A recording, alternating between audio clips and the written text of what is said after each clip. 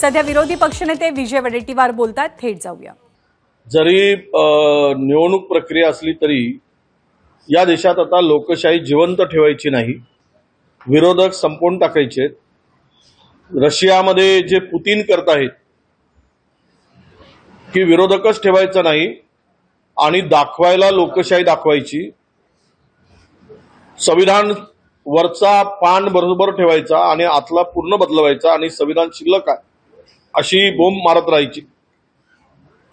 अशा पद्धतीनं हा देश आता पूर्णतः लोकशाही संपवण्याच्या दिशेनं सत्ताधाऱ्यांनी मोदी सरकारने केलेली सुरुवात आहे। विरोधकांना नेस्तनाबूत करणं, विरोधकांना उद्ध्वस्त करणं, विरोधकांना संपवून टाकणं, मग विविध प्रकारच्या शासकीय यंत्रणेचा वापर असेल किंवा आत्ता गोठवलेली खाती असतील, हा जनतेचा आता उद्रेक इतका महाभयंकर होईल की यांना सडोकी पळो करून सोडतील जनता। ही स्थिती या देशामध्ये या लोकांनी आणलेली आहे।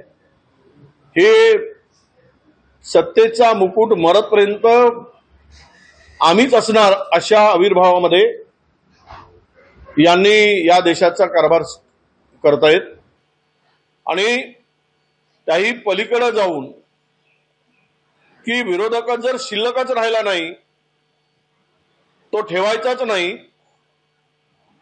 आणि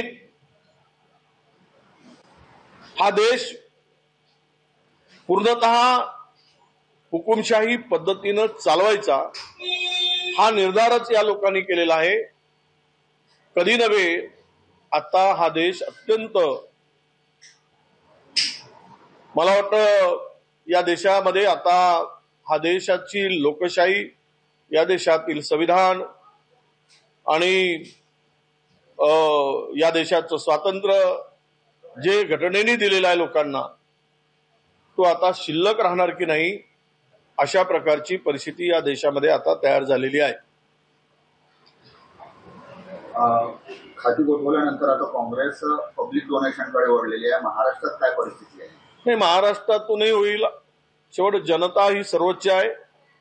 जनतेच्या दरवाजात, जनतेच्या दरबारात आम्ही जाऊ आणि जनतेच्या दारात गेल्यानंतर जनताच योग्य याचा निर्णय घेईल आणि महाराष्ट्रात या सरकारच्या अधपतनाची सुरुवात होईल। महाराष्ट्रातून आम्हाला नक्कीच भरभरून मदत जनता करेल, हा आम्हाला विश्वास आहे। अकोला संदर्भात काय निर्णय होणार आहे? त्या पद्धतीने वंचितचा पाठिंबा दिलेल्या उमेदवार नाही, असं आहे, आता कालही आम्ही आमच्या हायकमांडशी बोललो। जर आमचे आपले प्रकाश आंबेडकर साहेब हे जर पुन्हा काँग्रेसच्या 7 जागांना पाठिंबा देत असतील तर अकोल्याच्या जागेच्या संदर्भात पुनर्विचार व्हावा असे अनेक आमच्या कार्यकर्त्यांची आणि नेत्यांची मागणी आहे। ते आम्ही हायकमांडला कळवलं आहे, त्यावर ते निर्णय घेतील अशी अपेक्षा आहे। सांगलीचा अजूनही विकास झालेला दिसत नाही। काल उद्धव ठाकरे स्वतः तिथे होते, शरद पवार होते, ते म्हणतात की विषय संपलेला आहे। नाही, आता कुठे ना कुठेतरी थांबावं लागेल। आम्ही समजूत करण्याचं काम करतोय। आघाडीचा धर्म सगळ्यांनीच पाडला पाहिजे, परंतु त्याही पलीकडे जाऊन हा वाद फार पुढे जाता कामा नये, कारण आताच सगळ्यांचा उद्देश या देशातील लोकशाही आणि या देशाचं संविधान वाचवण्याचा आहे। अशा स्थितीमध्ये देशाच्या एकूणच आताच्या परिस्थितीमध्ये कमी जास्तपणा मागे पुढे सहन करून आघाडी म्हणून आम्ही पुढे जाऊ आणि कुठलाही तिढा शिल्लक ठेवणार नाही, राहणार नाही, याची आम्ही दक्षता घेत आहोत। एकेकाळी गोविंदांनी जिंकण्यासाठी दाऊदची मदत घेतली होती असं राम कदम म्हणाले। आता तेच गोविंदा महायुतीच्या उमेदवारांचा प्रचार करणार आहे।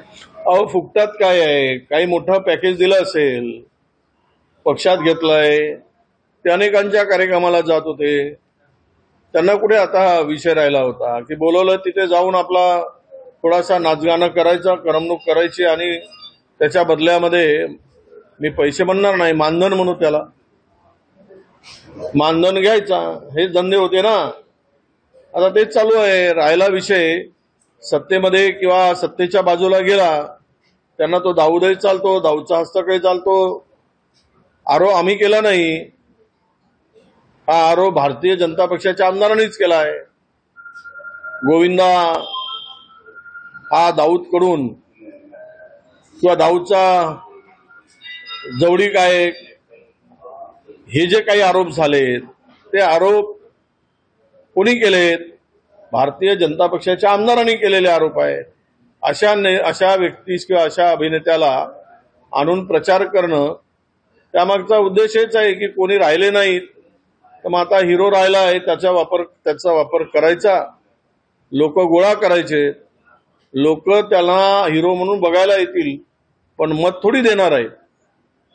मत देण्यासारखं त्याच्याकडे काय आहे आणि मत मागण्यासाठी त्यांनी कुठे नैतिकता ठेवलेली आहे? त्यामुळे मला वाटतं एकूणच गोविंदाला आणून भाषण करायला लावा, नाचवायला लावा, जनतेवर काहीही परिणाम होणार नाही. पृथ्वीराज चव्हाण हे लोकसभेच्या उमेदवारीसाठी इच्छुक आहे, ते उमेदवार म्हणून राहतील का, समोरच्या काळात दिसेल का? नाही, आज तरी तो विषय नाही आहे, कारण ती सातारा जागा आमच्या वाट्याला नाही, ती जागा राष्ट्रवादीच्या वाट्याला आहे. त्यामुळे जर पवार साहेब ती जागा सोडली तरच तो विषय पुढे जातो. सध्या तरी कुठलाही विषय आमचे नेते पृथ्वीराज चव्हाण साहेब यांच्या लोकसभा निवडणूक संदर्भातला नाही. पटोलेंचा जो आहे भाजपला छुपा पाठिंबा आहे असं जे आहे काल प्रकाश आंबेडकर म्हणाले आणि त्यांनी नांदेडमध्ये मॅच फिक्सिंग केली असंही ते म्हणाले. नाही, असं आहे, आरोप प्रत्यारोप तर करत होत असतात. त्यामध्ये यांनी काही आरोप केले, त्यांनी काही आरोप केले, ते राजकीय आरोप चालू असतात. त्यामध्ये फार काही तथ्य नसतं.